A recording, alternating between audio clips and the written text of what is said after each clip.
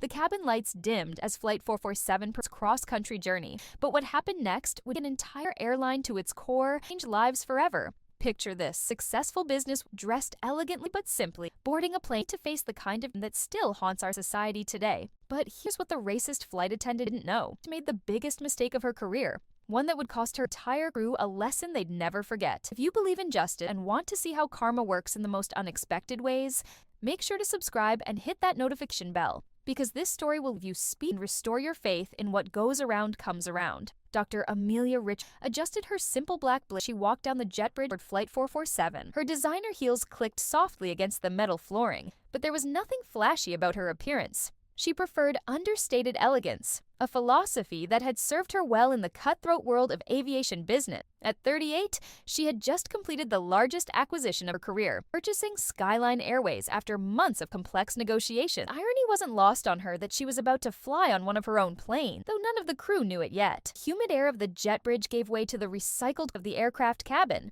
a mixture of cleaning products, coffee, and the faint scent of jet fuel. How always managed to the ventilators.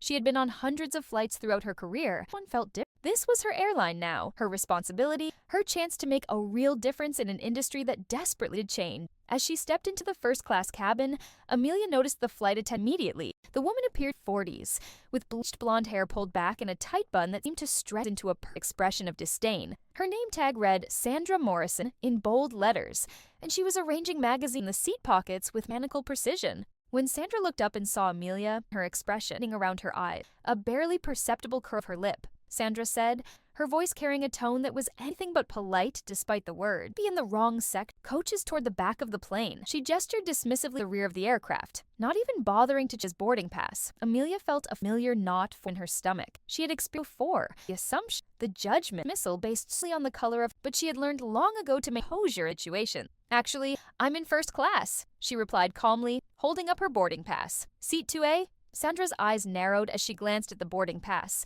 But instead of apologizing, her expression hardened. Let me see that, she demanded, snatching the boarding pass from Amelia's hand. Necessary force. She studied it for a long moment, as if looking for evidence of forgery. She said finally, seems unusual. Sure you didn't pick up someone else's boarding pass by mistake? The question in the air like a toxic cloud. Other passengers were beginning to board now, and Amelia could feel their stares. A well-dressed elderly white couple squeezed past them, and Sandra immediately brightened, her voice becoming warm and welcoming. Good evening, welcome aboard. Let me help you with your bags. Would you like some tea while we prepare for takeoff? The contrast was so stark, so blatantly obvious, that it took. She watched a fussed over the couple, asking about their treating them like valued guests. When Sandra turned back to Amelia, the mask of false politeness had returned, but it was thin and unconvincing. Look, Sandra, lowering her voice but making no effort to hide her hostility. I don't know how you got that boarding pass, but this is first class. These seats are for, well, for people who can actually afford them.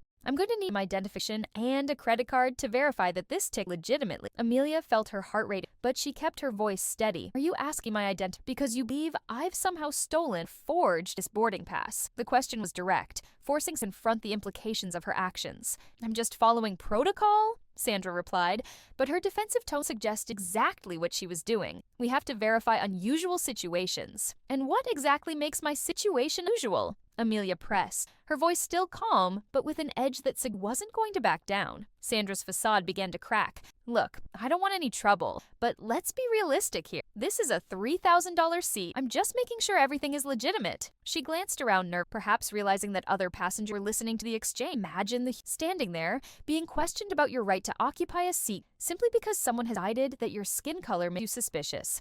This is the reality that millions every day, and what happened next would be ugly truth about just nobody. But before we continue with this shocking story, I want to hear from you in the comments below. Ever witnessed or experienced discrimination like this? Share your thoughts because your voice matters in fighting against injustice. Amelia reached into her purse and pulled out her and credit card, handing them to Sandra with deliberate calm. Here's my identification and the credit card used to purchase the ticket. I trust this will satisfy your protocol. Sandra examined the documents with exaggerated scrutiny, holding them up to the light as if checking for watermarks. Other passengers to board noticed several of them watching interaction with expressions ranging curiosity. A young businessman in an expensive suit shook his head disapproved, but whether his disapproval was directed at Sandra or at Amelia's presence in first class was unclear. Dr. Amelia Richardson, Sandra read aloud, her voice dripping with skepticism. What kind of doctor are you exactly? Because you're some kind of community health worker or something. I'm not sure how you could afford first class. The assumption its audacity had looked at Amelia's doctoral title immediately lesser, something that wouldn't justify her class. The racism was no longer subtle, it was bold and unapologetic.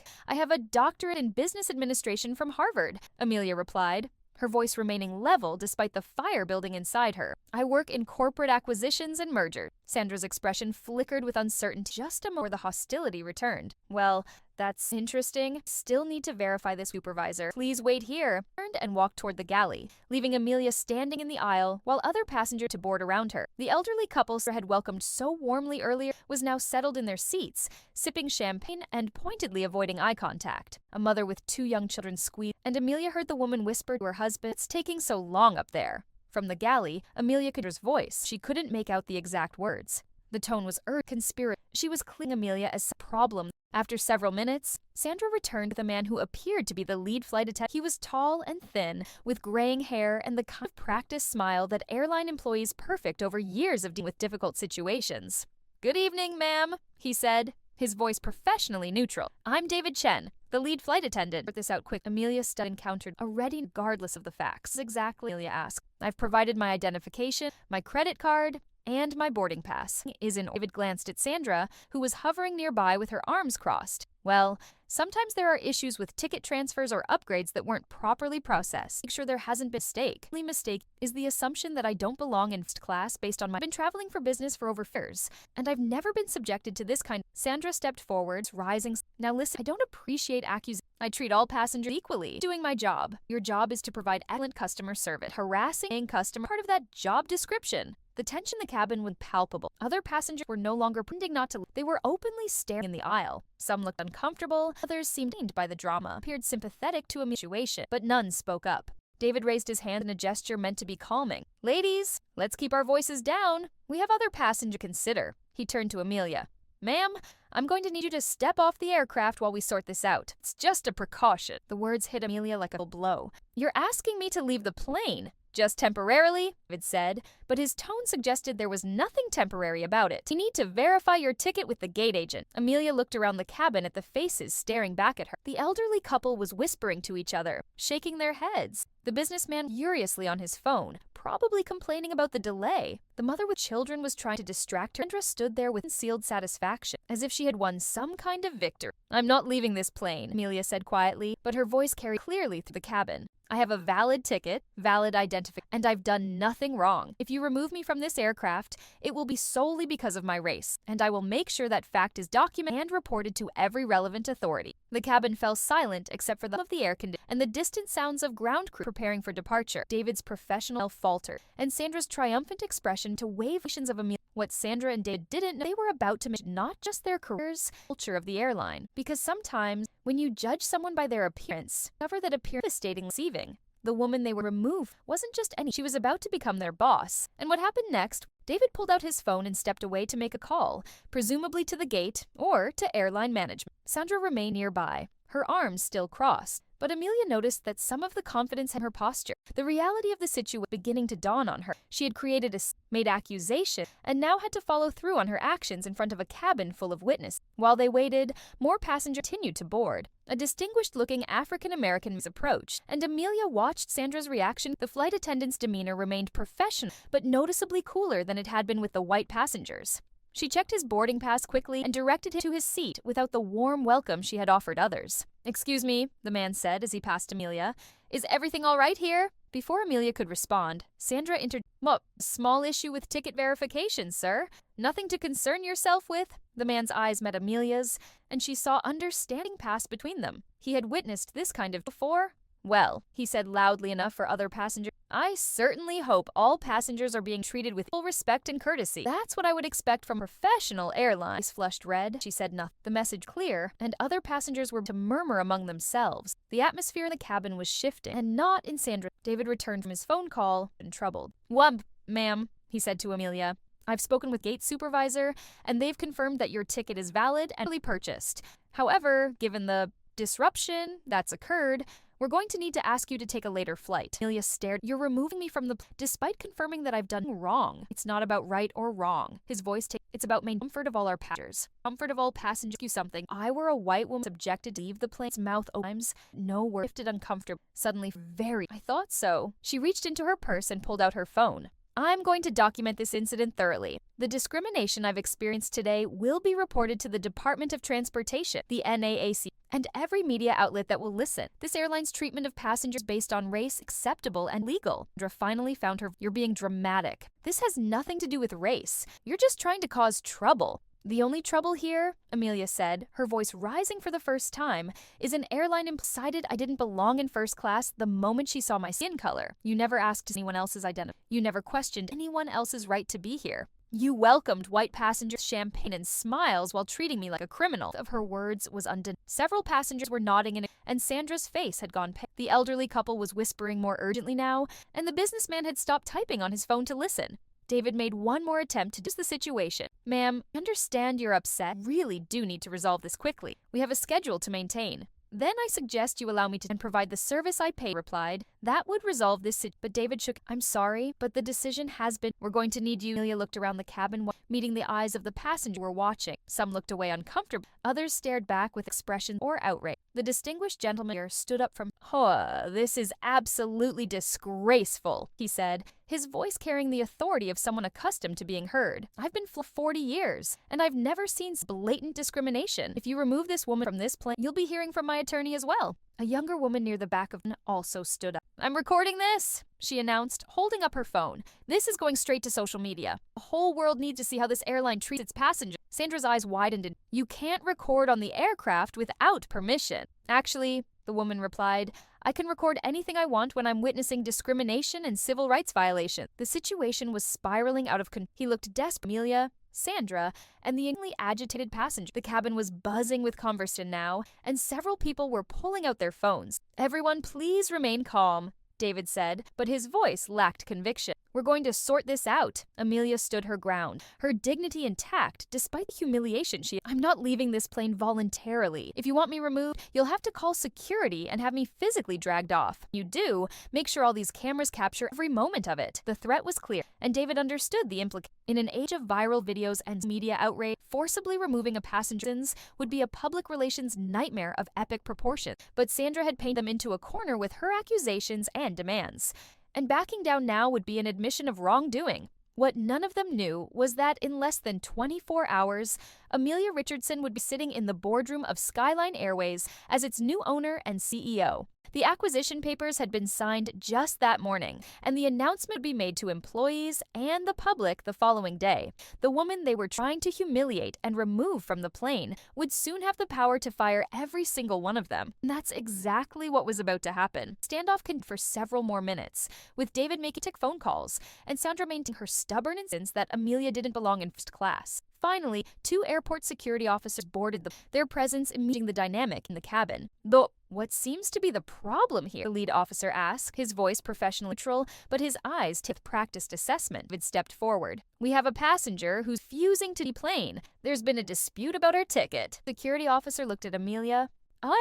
Ma'am, can I see your boarding pass and identification? Amelia handed over the document, which the officer examined briefly, handing them back. These appear to be in order. What's the nature of the dispute? Sandra jumped in before Dave responded. She's been disruptive and argumentative. She's making accusations and causing a... The security officer looked around the cabin, noting the phones pointed in their direction and the obvious tension among the passengers. And what initially prompted this disruption? The question was direct, and Sandra fumbled. Well, there seemed to be some irregularity with her ticket. You asked for specific, the officer. Did you ask from other, the officer, the airline's, how?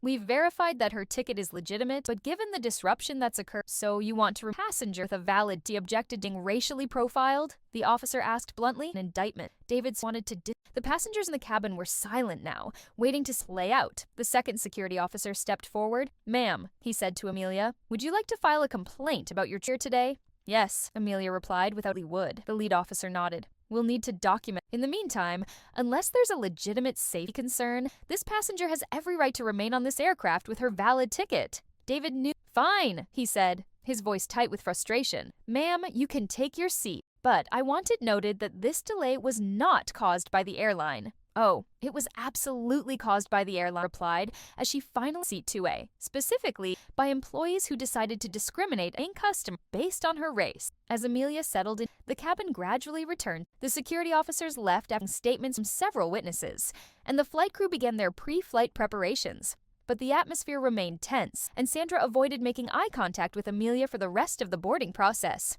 The flight took off 40 minutes late, and throughout the journey provided Amelia with the bare minimum of service required. No offer of champagne, no warm smile, no friendly conversation, just cold professionalism that barely masked her resentment being forced to serve someone she didn't belong in first class. But Amelia didn't mind. She spent the flight reviewing documents related to her acquisition of Skyline Airways, making notes about the change implement, and thinking about the conversation she would have with the airline's human resource department the following day. When the plane, Amelia gathered her belongings and prepared to depart. As she stood up, Sandra approached her, appeared to be a forced smile. "I hope you enjoyed your flight, Dr. Richard," she said, her voice dripping with false. Amelia looked at her for a long moment. "Actually, Sandra, found it quite educational. I learned a lot about this airline's culture, training you received. That information will be very valuable in the coming days." Sandra's smile faltered. "Sure what you mean." "You will," Amelia replied, and walked off the next morning, Amelia sat in the conference Skyline Air, surrounded by the airline's executive. The announcement of her acquisition had been made an hour earlier, and the room buzzed with nervous energy as employees tried to process the change in ownership. And gentle, her voice carrying the authority of someone who had just become one of the most in the aviation. "I want to share with you an experience I had yesterday on one of our flights. It's an experience that's going to drive some immediate and significant changes in how this airline operates." She proceeded to tell them about Flight 447, about Sandra Morrison's behavior, about David Chen's failure to address the discrimination, and about the culture of bias that had been allowed to flourish unchecked. The room grew quieter with detail, and several executives shifted uncomfortably in their seats. "Effective immediately," Amelia continued. "We will be implementing comprehensive anti-discrimination training for all customers. We will be reviewing our hiring practices, our promotion policy, and our customer service protocols. And we will be conducting a thorough investigation into yesterday's incident." The head of human resources, a nervous-looking woman named Patricia Wells, raised her hand tentatively. "Ma'am, kind of investigation you envisioning? The kind that results in appropriate consequences who discriminate against passengers," Amelia replied. "But Sandra Morrison and David Chen created a hostile environment for a paying customer based solely on racial bias. That behavior is unacceptable and will not be tolerated under my leadership." Patricia nodded quickly. "Of course, ma'am. We'll begin the investigation immediately." "You'll complete the investigation immediately," Amelia corrected. "I want a full report on my desk by the end of the day, along with recommendations for disciplinary action." The investigation didn't take long. The incident had been witnessed by dozens of passengers, several of whom had already posted about it on social media. The video recorded by the young woman had gone viral overnight, generating thousands of comments and shares. The evidence was overwhelming and undeniable. By 5 p.m. that day, Patricia Wells knocked on Amelia's office door with a thick folder and, "Ma'am, here's the investigation report you requested." Amelia reviewed the document carefully, noting the witness statement, the social media posts, and the clear pattern of discrimination. When she finished reading, she looked up at Patricia. "What are your recommendations?" Patricia cleared her throat nervously. "Well, given the severity of the incident and the public attention, we recommend immediate termination for Sandra Morrison. Her behavior was clearly discriminatory and violated multiple company policies. For David Chen, we recommend a formal reprimand and mandatory sensitivity training since he was responding to a situation created by Miss Morrison." Amelia considered this for a moment. "I disagree with your recommendation regarding Mr. Chen. He had multiple opportunities to de-escalate the situation and address the discrimination. Instead, he chose to support his colleague's biased behavior and attempted to remove me from the aircraft despite knowing I had done nothing wrong. That's not the kind of leadership we need in this company." Patricia's eyes widened. "Are you recommending termination for both employees?" "I'm recommending termination for both employees," Amelia confirmed, "and I want their dismissals communicated to the entire flight crew staff as an example of what happens when discrimination is tolerated or enabled in this company." The news of the termination spread through Skyline Airways like wildfire. In hours, he knew about the incident on Flight 447 and its consequences. The message was clear. The new owner would not tolerate discrimination form, and there would be real consequences for employees who violated that principle. But Amelia wasn't. Over the following, she implemented a series of change transformed the airline's culture. She hired a new diversity inclusion office, established reporting for discrimination rates, and created a passenger bill of rights that equal treatment regardless of race, gender, religion, or economic status. She also made sure that Sandra Morrison throughout the At aviation conferences and in trade publications, she spoke openly about the incident and the importance of creating inclusive environments for all passengers.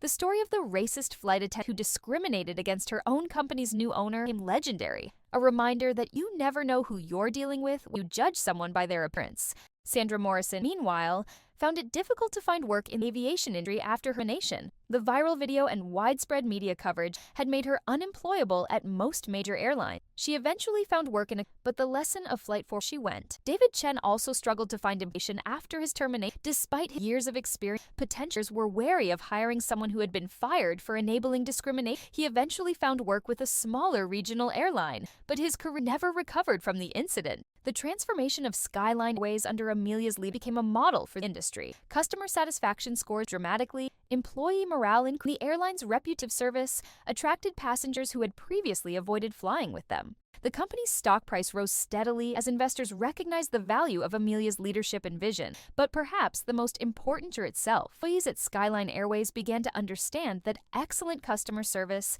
meant treating every passenger with respect, regardless of their appearance or background. The airline became known for going above and beyond to ensure that all passengers felt welcome and valued. 6 months after the incident on Flight 447, Amelia received a letter from the distinguished gentleman who had spoken up during the confrontation. His name was Dr. James Washington, a retired federal judge who had witnessed discrimination throughout his career and had been impressed by Amelia's grace under pressure. Dear Dr. Richardson, the letter began, I wanted to thank you for the courage you showed that day on Flight 447 and for the incident at Skyline Airways. As someone who has fought discriminators, I know how difficult it is to stand up for what's right, facing hostility. Your response to that is positive that will benefit passengers to come. The letter went on to describe how Dr. Washington had become a loyal Skyline Airways customer, specifically because of the airline's commitment to equality and inclusion. He had also recommended the airline to his friends and colleagues, many of whom had similar experiences with discrimination and appreciated flying with a company that took such issues.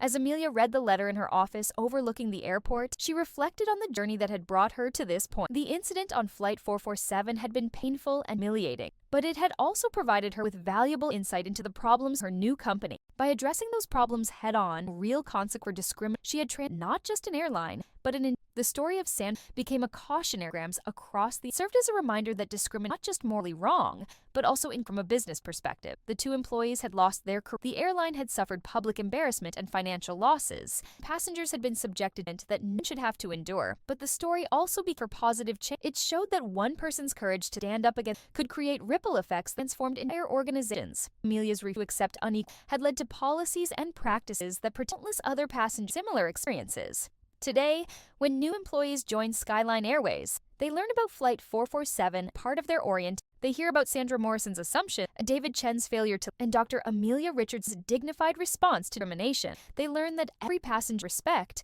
regardless of their appearance, that there are real consequences. Employees fail to uphold that standard. The lesson is clear. In a world where appearances can be deceiving, it's always better to treat everyone with dignity and respect. You never know when you're judging your boss, your customer, or simply another human. Your prejudice, but one that inspires the most change comes from policymakers since refuse to accept discrimination. What do you think about this incredible? Have you ever witnessed discrimination or seen someone stand up against injustice in a powerful way? Share your thoughts in the comments below, and don't forget to like this video and subscribe for more stories of people who refuse to accept change the world around them. Your support helps us continue important stories that remind us all of the power we create positive change in our community.